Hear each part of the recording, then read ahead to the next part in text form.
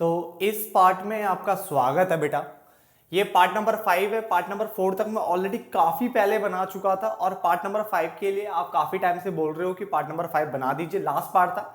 और इसके बाद जो व्यष्टि है आपका पूरी तरह से कंप्लीट होता है। मैंने व्यष्टि की सारी वीडियोस बनाई हुई है, आप देख सकते हो कंप्लीट। अपने दोस्तों को भी बोल सकते हो, आप प्लीज देख लीजिए।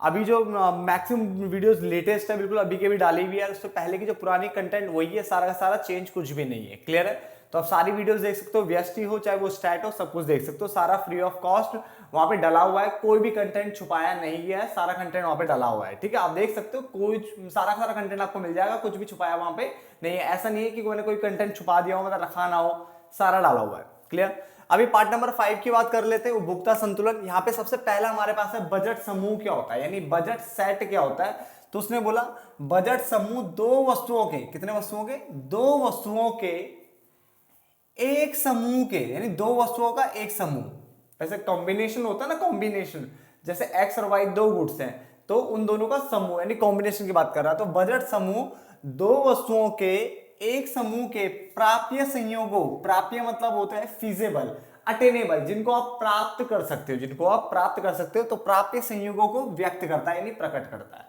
तो बजट समूह कर क्या रहा है? दो वस्तुओं के एक समूह के, दो वस्तुओं का एक समूह जो बनता है उसके प्राप्य संयोग, मतलब उसके अटेनेबल जो कॉम्बिनेशन होता है उनको व्यक्त करता है। जब वस्तु की जो कीमतें हैं और उपभोक्ता की आय है वो दी हुई है। बेटा ये उपभोक्ता की आय दी हुई है, वस्तु की कीमत दी हुई है, इसका मतलब क्या होता है? इसका मतलब उपभोक्ता की आय में चेंज नहीं होना चाहिए, जो भी आपके पास पैसे पड़े बस वही पड़े, उससे ज्यादा कम नहीं करने, जो है वही रखने। और कीमत भी आपकी स्थिर है, जो भी चल रही है वो वही कीमत। अब ये मत बोलो कि कीमत बढ़ जाए कीमत घट जाए, ऐसा कुछ नहीं है, जो चल रही है बस उसी की बात कर रहे हैं, कीमत जो दी हुई है। समझ में आ गया? तो उसने बोला बजट समूह दो वस्तुओं के एक समूह के प्राप्य संयोगों, प्राप्य संयोगों मतलब फीजेबल अटेनेबल कॉम्बिनेशन की बात कर रहा है, जो वस्तुओं की, जब वस्तु की कीमतें और उपभोक्ता की आय दी हुई है। क्लियर हो गया? देन उसके बाद आता है बजट रेखा और कीमत रेखा होता क्या है। बेटा बहुत इंपॉर्टेंट है, बजट रेखा और कीमत रेखा होता क्या है। तो उसने बोला यह एक वह रेखा है जो दो वस्तुओं के उन विभिन्न संयोगों को प्रकट करती है, दो वस्तुओं के उन विभिन्न संयोगों को प्रकट करती है, जिसे अपनी दी हुई आय एवं वस्तुओं की दी हुई कीमतों पर उपभोक्ता खरीद सकता है। लगभग मैच करता है बेटा। दोबारा बोल रहा हूं, यह एक वह रेखा है जो दो वस्तुओं के उन विभिन्न संयोगों को प्रकट करता है, करती है, जिसे अपनी दी हुई आय और वस्तुओं की दी हुई कीमतों पर उपभोक्ता खरीद सकता है। तो दो डेफिनेशन को ध्यान से सुनिए। पहला था बजट समूह, थोड़ा सा अंतर है बेटा, देखो यहां पे समझ में आएगा अंतर अभी आगे ना। बजट समूह दो वस्तुओं के एक समूह के, दो वस्तुओं का जो एक समूह बन रहा है के प्राप्य संयोगों यानी अटेनेबल कॉम्बिनेशन को व्यक्त करता है, जब वस्तु की जो कीमतें हैं, वस्तुओं की कीमतें और उपभोक्ता की आय दी हुई है। नंबर दो बजट रेखा कीमत रेखा क्या है? यह एक वह रेखा है जो दो वस्तुओं के उन विभिन्न संयोगों को प्रकट करता है, उन विभिन्न कॉम्बिनेशन को बताता है, कॉम्बिनेशन को बताता है, जिसे अपनी दी हुई आय एवं वस्तुओं की दी हुई कीमतों पर उपभोक्ता खरीद सकता है। यहां तक समझ में आ गया? अगर बजट समूह की बात करूं, पहले वाले की बात करूं, तो px डॉट qx यानी प्राइस ऑफ गुड x, इसको ऐसे बोलते हैं प्राइस ऑफ गुड x, यानी वस्तु x की कीमत, डॉट मतलब होता है मल्टीप्लाई, प्रोडक्ट मल्टीप्लाई, गुणा की बात कर रहा है। क्वांटिटी ऑफ गुड x यानी x की मात्रा, तो वस्तु x की कीमत और वस्तु x की मात्रा को मल्टीप्लाई कर लो, प्लस वस्तु y की कीमत और वस्तु y की मात्रा, price of good x and quantity of good y, जो प्राइस ऑफ गुड y और क्वांटिटी ऑफ गुड y की मल्टीप्लाई कर लो, तो वो जो है ना वो आय से कम होगी। देखो आय की तरफ बड़े के निशान बना हुआ, तो आय ज्यादा होनी चाहिए, तो आय से या तो कम होगी, और ये नीचे जो बेटा इसके इक्वल टू बोलते हैं, तो लेस देन और इक्वल टू इनकम, इसका मतलब ये इनकम के या तो इक्वल होगा या तो इनकम से कम होगा। अब मैं बोल रहा हूँ मुझे दो वस्तु खरीदनी, मान लो मुझे एक ये खरीदना है और एक मुझे क्या नाम है ये फोन का कवर खरीदना है बेटा, ये खरीदना है। तो मैं कैसे खरीदूंगा? मेरी इनकम के या तो ये बराबर हो तो मैं इनको ले सकता हूं, यानी इन दोनों की जो कीमत है ना मिला करके मेरी इनकम के बराबर है तो मैं ले लूंगा, या तो मेरी इनकम से क्या हो, ये कम हो। अगर मान लो मेरी इनकम ही कम हो गई तब मैं कैसे ले लूंगा इनको? मान लो मेरी इनकम है 100 रुपए, इन दोनों को मिला के मिल रहा है 150 रुपए के मिल रहे हैं, तो क्या मैं ले पाऊंगा? नहीं ले पाऊंगा ना। मैं कब लूंगा इन्हें? जब इनकी कीमत है 100 रुपए, मान लो इनकी कीमत है 150 रुपए मान लेते, और मेरी इनकम भी 150 रुपए है। अगर मेरी इनकम भी 150 रुपए तो मैं इनको ले लूंगा, और मेरी इनकम अगर 200 रुपए है, ये 150 का आ रहा है तो भी मैं इनको ले सकता हूं। तो इसका मतलब इसने ये बोला कि price of good X into quantity of good X plus price of good Y into quantity good Y, या तो आई से कम हो, या तो ये नीचे आता है इसे बोलते हैं इक्वल टू का साइन, ठीक है ना, या तो ये आई के बराबर होगा या तो आई से कम होगा, क्लियर। जबकि बजट रेखा कीमत रेखा में कैसे पढ़ा जाता है, ये पढ़ा जाता है price of good X into quantity good X plus price of good Y into quantity good Y बराबर होनी चाहिए आई के, यहाँ पे बराबर आएगा, यहाँ पे बराबर आता है, यहाँ पे बराबर भी आता है और कम भी आता है, क्लियर हो गया, समझ में आता है, यहां तक समझ लेते हैं एक बार, ठीक है। तो प्लीज इसको ध्यान से रखना, ये लेस देन इक्वल टू का साइन है, अगर ऐसा बनाते ये ग्रेटर देन का साइन होता है और इस तरफ आ जाता है greater than and equal to, ठीक है, ये लेस देन और फिर ये less than and equal to, तो ये less than and equal to income है, यानी इनकम से या तो कम हो या तो इनकम के बराबर हो, क्लियर है। चलो अब बजट समूह मैंने बताया था, बजट समूह मैंने बोला बजट समूह दो वस्तुओं के एक समूह के प्राप्य संयोगों को व्यक्त करता है जब वस्तुओं की कीमतें दी हुई हो और उपभोक्ता की आय दी हुई हो, क्लियर। बजट का कीमत रेखा यह एक वह रेखा है जो दो वस्तुओं के उन विभिन्न संयोगों को प्रकट करती है जिसे अपनी दी हुई आय और वस्तुओं की दी हुई कीमतों पर उपभोक्ता खरीद सकता है, ये मैंने बना दिया। अब इसको ध्यान से समझना बेटा, देखो ये आपका x लिखा मैंने, इधर y लिखा, यहाँ वस्तु x यहाँ वस्तु y 0, क्लियर हो गया। ये जो लाइन है ये बजट रेखा बेटा, सीधी सीधी देखो लिखा मैंने कीमत रेखा, क्लियर है। अब इसमें ध्यान से समझने वाली बात ये जो ए और बी ये जो मैंने रेखा बनाई है, तो मैंने लिखा, और यहाँ पे के भी लिखा मैंने, ठीक है, यहाँ मैंने एच लिखा है, तो उसने लिखा है संभाव्य या प्राप्य संयोग। ये क्या है हमारा ए बी और के, ए बी के, इस यहाँ पे लाइन में यहाँ पे कोई बिंदु होता है, यहाँ पे कोई बिंदु होता है, यहाँ पे कोई बिंदु होता है, कोई बात नहीं, कोई भी कॉम्बिनेशन यहाँ पे हो जाए, लाइन के ऊपर हो जाए, लाइन के ऊपर कह रहा हूं मैं, लाइन के ऊपर भी अगर कोई कॉम्बिनेशन होता है तो सारे वो संभाव्य होते हैं। संभाव्य मतलब प्राप्य संयोग, जिसको हम इंग्लिश में बोलते हैं फीजेबल या अटेनेबल। अटेनेबल मतलब जिनको मैं प्राप्त कर सकता हूं, अटेन कर सकता हूं। तो अगर इस लाइन पे कोई कॉम्बिनेशन हुआ, इस लाइन के अंदर कोई कॉम्बिनेशन हुआ, तो मैं उसको अटेन कर सकता हूं, मैं उसको प्राप्त कर सकता हूं, क्योंकि वो मेरी इनकम के दायरे में है, क्लियर हो गया। तो यहां पे लिखा हमने संभाव्य या प्राप्य संयोग, ए बी रेखा के साथ, या तो रेखा के ऊपर हो जाए कोई भी पॉइंट, या इसके अंदर जितने भी पॉइंट होंगे वो सारे क्या होंगे, संभाव्य या प्राप्य होंगे, यानी अटेनेबल या जिसको हम बोलते हैं फीजेबल, क्लियर। जबकि इसके बाहर, जैसे पॉइंट नंबर एच है, ना तो ये लाइन पे है, ठीक है, ना ये लाइन के अंदर है, लाइन के बाहर चला गया पॉइंट एच, तो इस कॉम्बिनेशन को मैं बोलूंगा असंभाव्य या अप्राप्य संयोग, यानी नॉन फीजेबल नॉन अटेनेबल जो हमारा संयोग बनेगा, क्योंकि ए बी रेखा के बाहर है, क्लियर हो गया। अब इसको ध्यान से समझने की कोशिश करो। पहले देखो, अगर रेखा के ऊपर कोई पॉइंट हुआ सपोज करो यहाँ पे कोई कॉम्बिनेशन बन रहा है इस जगह पे, ठीक है, सी कर लेता हूँ, सपोज करो सी, तो यहाँ पे कोई कॉम्बिनेशन बनता तो ये वाला फॉर्मूला लग जाएगा आपका P X dot Q X plus P Y dot Q Y equal to income, ये इनकम के इक्वल होगा। बट अगर इसके अंदर है तो ये वाला लगेगा P X dot Q X plus P Y dot Q Y, ये लेस देन इनकम से कम ही जाएगा, ये क्लियर हो गया। और पॉइंट सी को या इस ए बी पे कहीं भी कोई पॉइंट आ जाए या इसके अंदर कोई पॉइंट आएगा तो उसको तो मैं प्राप्त कर सकता हूं, मगर इसके बाहर अगर वो आ जाता तो मैं उसको प्राप्त नहीं कर पाऊंगा, असंभाव्य हो जाता है वो बेटा, क्या हो जाता है, नॉन फीजेबल हो जाता है। क्या हो जाता है, नॉन फीजेबल बोल लो उसे, ठीक है ना, या नॉन अटेनेबल कॉम्बिनेशन बोल लो। तो लाइन के बाहर जो जाएगा non feasible non attainable, line पे है या लाइन के अंदर है, लाइन पे भी होगा तो भी चलेगा, लाइन के अंदर है तो भी चलेगा, वो फीजेबल और अटेनेबल हो जाएंगे। तो ये फीजेबल और अटेनेबल है, बाहर वाला non feasible non attainable, clear हो गया। चलो, उसका लिखा हुआ मैंने कीमत रेखा का ढलान, कीमत रेखा का ढलान पी एक्स और पी वाई के बीच अनुपात को प्रकट करता है। ये बेटा पेपर में याद रखना है कि जो कीमत रेखा का ढलान है, कई बार पेपर में आता है कीमत रेखा का ढलान क्या प्रकट करता है, तो आप बोलोगे कीमत रेखा का ढलान पी एक्स और पी वाई के बीच में, यानी price of good x, x जो वस्तु है उसकी कीमत और वाई वस्तु की कीमत के बीच में अनुपात को प्रकट करता है। और ये पी एक्स अनुपात पी एक्स अपॉन में पी वाई, ये लिखा मैंने पी एक्स अपॉन में पी वाई, ऐसे लिखा है, ये भाग का साइन है, ठीक है, ऐसे करके नहीं मारते, ठीक है ना। तो पी एक्स अपॉन में पी वाई के बराबर होता है, इसलिए मैंने यहाँ पे लिख भी दिया कीमत अनुपात कैसे निकलता है, पी एक्स अपॉन में P Y, P X upon में पी वाई। फटाफट से नोट डाउन करो बेटा यहां तक।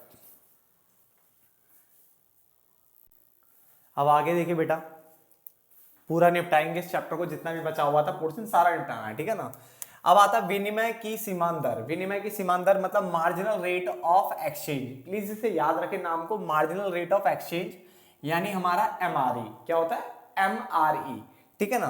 तो इसमें इसने लिखा है विनिमय की सीमांत दर बजट रेखा का ढलान है, यानी इसको क्या बोला जाता है, अगर आपसे कोई पूछेगा विनिमय की सीमांत दर, जो कि बहुत रेयर पूछा जाता है, मगर फिर भी आपको पता होना चाहिए। एमआरई जो है, बहुत सारे बच्चे सोचते हैं एमआरई और एमआरएस सेम है, बट सेम नहीं है बेटा।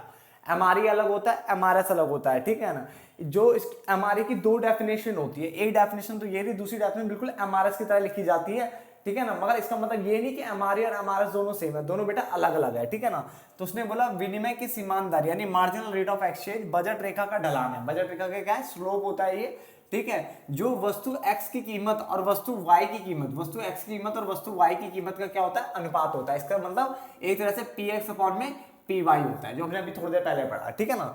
तो विनिमय की सीमांत दर बजट रेखा का ढलान है। किसका ढलान है, बजट रेखा का ढलान है, जो वस्तु x की कीमत और वस्तु y की कीमत का क्या होती है, अनुपात होती है। क्लियर हो गया यहां तक। अब क्वेश्चन आता है आपके पास अगला कि बजट रेखा में खिसकाव कैसे होता है। तो बहुत सारे बच्चे 3 डायग्राम बनाते हैं उसमें, ठीक है बेटा। वो जो 2 डायग्राम मैं बताता हूँ आपको, 3 डायग्राम आप बनाते हो उसमें, बहुत सारे नोट्स हो, बहुत सारे टीचरों के नोट्स में आपको 3 डायग्राम मिलेंगे। मगर बेटा खिसकाव तो बेटा ये है, सिर्फ इसे खिसकाव बोलते हैं। बाकी जो 2 है बेटा वो घूर्णन होते हैं, मतलब रोटेशन होता है। क्या होता है, रोटेशन होता है। इसको शिफ्ट बोला जाता है। शिफ्ट में सिर्फ एक ही कर्व बनता है बजट रेखा के अंदर। क्लियर हो गया, शिफ्ट में सिर्फ एक ही कर्व बनता है, याद रखना। रोटेशन में 2 कर्व बनते हैं। तो पहले बात कर लेते हैं शिफ्ट की। शिफ्ट कैसे होगा, सपोज करो ए बी, ये मेरी बजट रेखा है। मेरी क्या, देखो मैंने एक्स अक्ष लिखा, यहाँ वाई अक्ष लिखा, यहाँ पे मैंने 0 रखा है, वस्तु एक्स वस्तु वाई। पहले मैंने ए बी लिखा, क्लियर हो गया। ये मेरी बजट रेखा है। अब मैंने बजट रेखा को देखो A1 B1 बना दिया। क्या बना दिया, A1 B1 बना दिया। इसका मतलब बढ़ गया है। तो ये कब होता है, जब आय बढ़ने पर। हमेशा अगर आपसे कोई पूछेगा कि बजट रेखा में खिसकाव किसके कारण आता है, तो आय में बढ़ने पर या आय के घटने पर, इसी कारण से खिसकाव आ सकता है। अगर आय बढ़ती है तो ये आगे की तरफ चला जाता है, क्योंकि आप वस्तु x की भी ज्यादा मात्रा लोगे, वस्तु y की भी ज्यादा मात्रा लोगे। कैसे, देखो अगर ये 0 है तो यहाँ 1 2 3 4 ये बढ़ेगा ना, यहाँ भी 1 2 3 4 जैसे ये बढ़ेगा, तो जितना आगे की तरफ जाओगे उतना ज्यादा बढ़ेगा। तो इसका मतलब ये हुआ कि जब आय बढ़ती है तो आप वस्तु ज्यादा खरीदते हो। तो ये B से B1 हो गया, ये A से A1 हो गया। बट जैसे ही आपके आय कम हो जाती है, आप B से B2 हो जाते हैं और A से A2 हो जाते हो। क्लियर हो गया। तो अगर आपसे कोई पूछता है बजट रेखा में खिसकाव किस कारण आता है, तो आप बोलोगे आय के उपभोक्ता यानी उपभोक्ता की आय बढ़ने या घटने पर बजट रेखा में क्या आता है, खिसकाव आता है, ठीक है ना। और इस तरह से डायग्राम आप बना के आ जाओगे। क्लियर हो गया, फटाफट से बना लीजिए। अब रोटेशन देखते हैं इसके बाद। अब आगे देखिए बेटा, इसमें देखो हमारे पास क्या है, बजट रेखा का घूर्णन। घूर्णन क्या मतलब होता है, रोटेशन ऑफ बजट लाइन।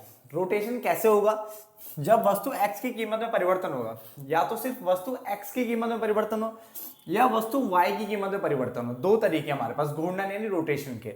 वस्तु x की कीमत में परिवर्तन, वस्तु y की कीमत में परिवर्तन। अगर रोटेशन को कोई और नाम से भी जाना जाता हो हिंदी में तो प्लीज चेक कर लेना, ठीक है। मेरे पास यही वर्ड है, घूर्णन। क्लियर है। अब हमने ये बनाया बेटा, इसको वस्तु x लिखा, हमने यहाँ पे वस्तु y लिखा, वस्तु x लिखा, वस्तु y लिखा।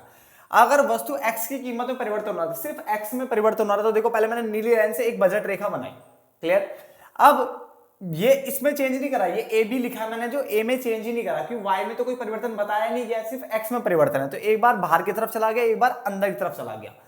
बाहर की तरफ कब आएगा, यानी हम x की ज्यादा वस्तुएं कब खरीदेंगे, जब x की वस्तु ज्यादा हम तब खरीदेंगे जब उसका px घटने पर। px मतलब हो गया प्राइस ऑफ गुड x घटने पर। तो जब प्राइस जो है, कीमत जो है x वस्तु की कम हो जाती है, तो हम उसकी ज्यादा क्वांटिटी खरीद सकते हैं। तो ये बाहर की तरफ चला जाएगा, ठीक है। और अंदर की तरफ कब आएगा, जो हम खरीद रहे थे उससे भी हम अब कम खरीद रहे हैं, ठीक है ना। जो हम बाय कर रहे थे उससे भी कम बाय कर रहे हैं। क्यों, क्योंकि जो x था, वस्तु x थी, उसकी कीमत क्या होगी, बढ़ गई है। तो यहाँ पे सिर्फ वस्तु x को ध्यान में दिया गया है, वस्तु y जो है बेटा वो कांस्टेंट है, अपनी जगह, उसमें कोई चेंज नहीं है, वो a का a ही है। तो या तो बाहर की तरफ जाएगा या तो अंदर की तरफ जाएगा। पहले एक लाइन खींच देना मगर, ठीक है ना। उसका या तो बाहर को या तो अंदर को। बाहर को कब जाएगा, जब कीमत घटेगी। और अंदर की तरफ मात्रा कम कब होगी, जब कीमत बढ़ेगी। तो कीमत बढ़ने पर आप कम मात्रा खरीदते हो तो वो पीछे चला जाएगा, और कीमत के घटने पर आप ज्यादा खरीद सकते हो, इसलिए यहाँ पे तो px मतलब प्राइस ऑफ गुड x घटने पर आप बाहर की तरफ चले गए। क्लियर। ऐसे यहाँ पे वस्तु y की कीमत में परिवर्तन, सिर्फ y की कीमत में परिवर्तन बोला, x में कोई चेंज नहीं बोला, इसलिए x अपनी जगह b का b है। अब या देखो पहले एक लाइन खींची मैंने a b, अब या तो ये अंदर की तरफ जाएगा या तो ये बाहर की तरफ जाएगा। बाहर की तरफ कब जाएगा, जब इससे और ऊपर जाना चाहता है। तो जाएगा कब ऊपर, जब कीमत क्या होगी, कम होगी। तो उसका मतलब पी वाई घटने पर, यानी प्राइस ऑफ गुड वाई क्या हो गई, कम हो गई, तो आपने ज्यादा खरीद लिए। और प्राइस ऑफ गुड वाई जब ज्यादा हो जाता है तो आप क्या करते हो, कम खरीदते हो। सिंपल सा कॉन्सेप्ट है, कोई दिक्कत तो नहीं है। इसका मतलब रोटेशन वन साइड होता है, रोटेशन वन साइड होता है, शिफ्ट दोनों तरफ होगा, ठीक है ना, या दोनों, या तो बिल्कुल दोनों दोनों के दोनों बढ़ जाएंगे या तो दोनों के दोनों घट जाएंगे, वो शिफ्ट हो गया।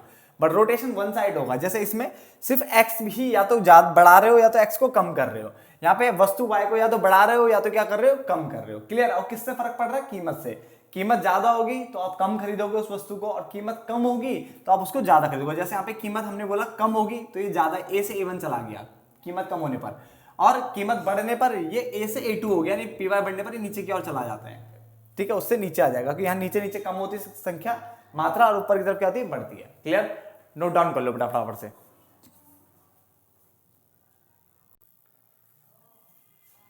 चलो बेटा देखो ध्यान से, तटस्थ वक्र विश्लेषण के अनुरूप उपभोक्ता संतुलन की आधारभूत शर्त क्या है, ये लास्ट टॉपिक है, ठीक है। क्या कह रहा है, तटस्थ वक्र विश्लेषण के अनुरूप उपभोक्ता संतुलन की आधारभूत शर्त क्या है, तो आप बोलोगे कि तटस्थ वक्र विश्लेषण के अनुरूप उपभोक्ता संतुलन तब प्राप्त करता है जब तटस्थ वक्र का, यानी जो आईसी कर्व है, इंडिफरेंस कर्व है, तटस्थ वक्र और कीमत रेखा एक दूसरे को क्या कर रहे हो, स्पर्श कर रहे हो।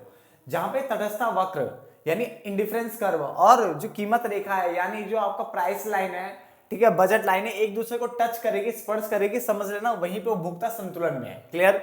अथवा जब आईसी वक्र का ढलान, देखो आईसी मतलब इंडिफरेंस कर्व, तो कर्व लिखने का, वक्र लिखने का कोई मतलब बनता तो नहीं है।